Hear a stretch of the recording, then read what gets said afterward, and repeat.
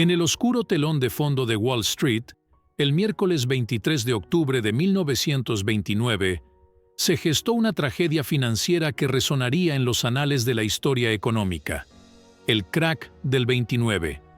Esta desgarradora caída del mercado de valores en Estados Unidos desencadenó una serie de eventos que culminaron en la devastadora Gran Depresión.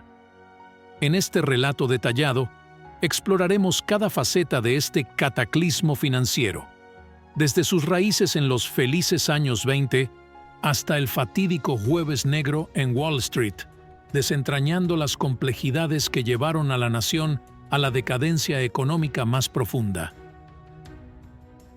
El término «felices años 20» evoca imágenes de prosperidad, jazz y un optimismo desbordante tras la Primera Guerra Mundial.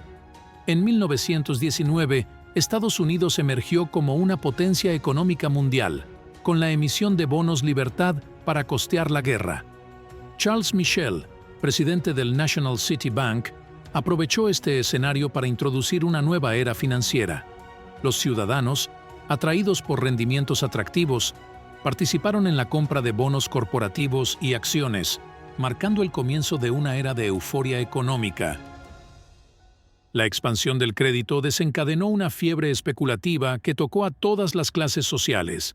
Desde banqueros hasta trabajadores manuales, todos se sumieron en la espiral del endeudamiento, viviendo por encima de sus posibilidades.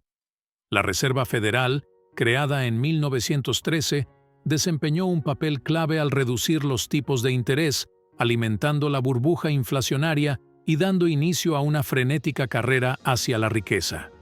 El mercado, una vez reservado para expertos, se abrió a todos, desencadenando un frenesí de inversión sin precedentes.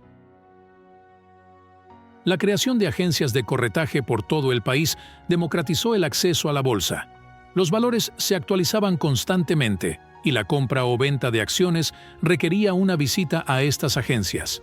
La bolsa, antes un mercado restrictivo, se convirtió en un espacio accesible para todos. Se proporcionaban papeles para validar las transacciones, y así, la inversión en acciones se convirtió en algo cotidiano en la vida de los estadounidenses. La gente estaba encantada, y la creación de un mercado alcista parecía augurar ganancias infinitas. En este escenario de expansión de crédito, los bancos abrieron el grifo para que la gente accediera al capital. El lema «compre ahora y pague después» se volvió omnipresente, permitiendo que desde el director de un banco hasta un limpiador de zapatos se endeudara fácilmente. Charles Michel, vislumbrando la creación de un público propenso a invertir, sacó al mercado bonos corporativos y acciones, asegurando que eran inversiones fiables y de bajo riesgo. La introducción del «compre ahora y pague después» allanó el camino para una expansión del crédito sin precedentes. Los bancos, alentados por la recién creada Reserva Federal, bajaron los tipos de interés a niveles históricamente bajos. Este fenómeno infló la burbuja financiera, dando lugar a una borrachera bursátil donde la demanda superaba con creces la oferta. A medida que la burbuja financiera se inflaba, los valores de las acciones se desvinculaban cada vez más de sus fundamentos reales. Las burbujas, como la que se estaba gestando, son efímeras y están destinadas a estallar. Paul Warburg, un banquero estadounidense, levantó la voz de alarma, advirtiendo sobre la burbuja inflacionaria y anticipando una enorme depresión. Sin embargo, sus advertencias cayeron en oídos sordos, eclipsadas por el frenesí colectivo de enriquecimiento rápido. El mercado especulativo, que anteriormente era restringido y gobernado por las leyes de oferta y demanda, se abrió al público en general. Michel abrió agencias de corretaje por todo el país, donde los valores se actualizaban en tiempo real. La accesibilidad al mercado permitió que todo tipo de personas invirtieran, y el crédito fácil y abundante llevó al apalancamiento a niveles sin precedentes. 2/3 partes de las acciones de Wall Street se compraron con dinero prestado, creando una burbuja especulativa que se inflaba sin cesar. A medida que la burbuja alcanzaba su punto máximo, algunos inversores profesionales se percataron de que el mercado se estaba sobrecalentando. Figuras astutas, como Kennedy, reconocieron la necesidad de retirarse. Sin embargo, la mayoría de la población estaba envuelta en la ilusión de un mercado que siempre subiría. El mercado alcista permitió obtener grandes beneficios con un capital relativamente pequeño, y la venta de acciones a crédito amplificó esta ilusión. La burbuja llegó a su punto de inflexión cuando la tendencia de los valores comenzó a invertirse levemente. El mercado se volvió más volátil y el malestar generalizado aumentó. A pesar de las señales de que el mercado estaba alcanzando su punto máximo, la confianza desmedida persistió. Los precios de las acciones se inflaron desproporcionadamente, alejándose cada vez más de sus valores intrínsecos. El miércoles 23 de octubre de 1929, la bolsa experimentó un gran golpe al descender casi un 7% en una sola sesión. Este día solo preludió la tragedia que se avecinaba. El jueves negro de Wall Street, el 24 de octubre de 1929.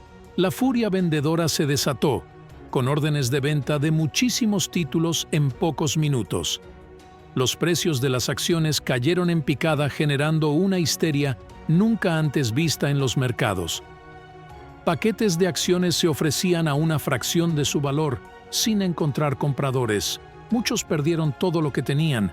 Incluso personas se quitaron la vida por estas pérdidas, de las cuales no se iban a recuperar. Los agentes de bolsa, desesperados por cubrir las garantías de las acciones compradas a crédito, se vieron sumidos en el caos. Rumores de suicidios y personas lanzándose desde rascacielos inundaron las calles. La policía de Nueva York se vio obligada a tomar posiciones para evitar disturbios. El pánico se apoderó de la ciudad y la realidad de la caída de la bolsa comenzó a hundirse en la conciencia colectiva. Ante la debacle, los principales líderes bancarios se reunieron para abordar la situación. Thomas Lamont, representante de JP Morgan Chase, Albert Wiggin, representante de Chase National Bank, y Richard Whitney, vicepresidente de la Bolsa de Nueva York. Desesperados por frenar la caída, decidieron inyectar dinero en valores considerados sólidos, conocidos como blue chips. Millonarios como John Rockefeller se sumaron a la intervención, esperanzados de cambiar la tendencia. La inyección masiva de dinero logró estabilizar temporalmente el mercado. Las noticias anunciaban la crisis de la bolsa como algo superado. Sin embargo, esta efímera recuperación no era suficiente para contrarrestar la inercia descendente. Tras una breve recuperación el viernes y otra pequeña el lunes, el martes 29 de octubre de 1929, conocido como el Martes Negro, marcó el punto culminante de la crisis. El índice de la bolsa descendió más que en cualquier otra jornada de la historia de Nueva York. Las caídas continuaron hasta enero, tocando fondo y sumiendo a la nación en una profunda depresión. Las secuelas del crack del 29 fueron catastróficas. Muchos ciudadanos perdieron sus fortunas y los bancos, al no poder recuperar el dinero prestado, cerraron en masa. Más de 3.000 bancos cerraron en los 2 años posteriores, dejando a millones de personas sin sus ahorros.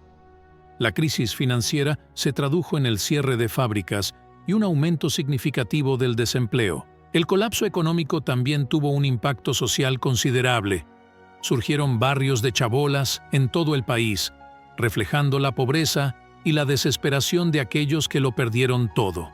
En Europa, la crisis se extendió como una plaga, afectando a países como Inglaterra, que abandonó el patrón oro para protegerse. La crisis económica generó un malestar y una crispación social sin precedentes. En Alemania, el descontento allanó el camino para la ascensión de un joven soldado austriaco llamado Adolf Hitler.